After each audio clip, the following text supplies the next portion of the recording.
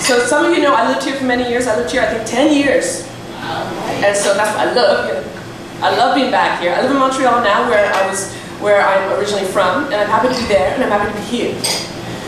I moved back there about 2.5 years ago. And when I moved back there, all these memories came flooding back.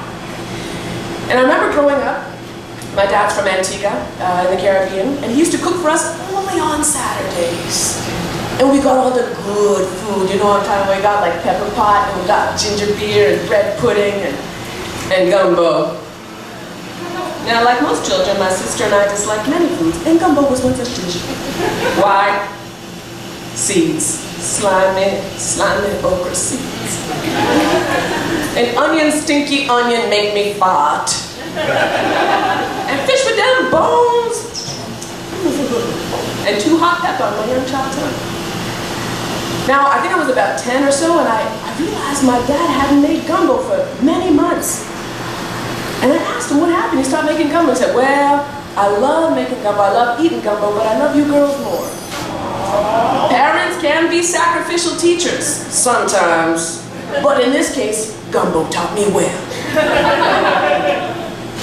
Now in gumbo, you begin with the one ingredient that requires the most attention. Your life. Get bored. Now for a soul, you need flour and fat in equal proportion. Slowly whip the flour into the fat until the root is born brown. All shades of brown. But if it burns even slightly, you gotta throw it out and start all over again. The root is to the gumbo as blues is to jazz. So like your ego, fry the okra in a separate pan. Fry yourself until dry and set yourself aside. Let anything unnecessary seep out of you completely. Next, to the vessel. We need the Holy Trinity. We need bell pepper, onion, and celery. Or woman, man, and spiritus mundi.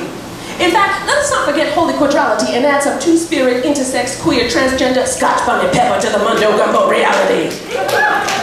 Our aroma thickens as we age. We need garlic, we need pepper, no, cayenne pepper.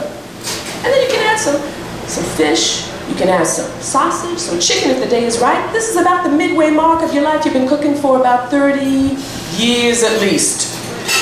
Now you put the okra in. Because Saturn be returning to the place she was at when you were born. And it's called a cosmic bitch slap. It's gonna hit you in the pot, take your breath away, tear you apart. Mixing spoon moving violently this way and that. Tomatoes flying at you left, right, center. Chicken water drowning you until you sink or swim. But if you remember that you were born from balance, ooh, this is when your flavor really begins. Now simmer for another 20 years or so. Get cooked good. Let your own life reduce down. You are slow soul food friends and things are so much faster now. Freedom seasoning, improvise your ending, may it be pleasant to the taste. Right? You need a little bit of, that umami. You need that bitter.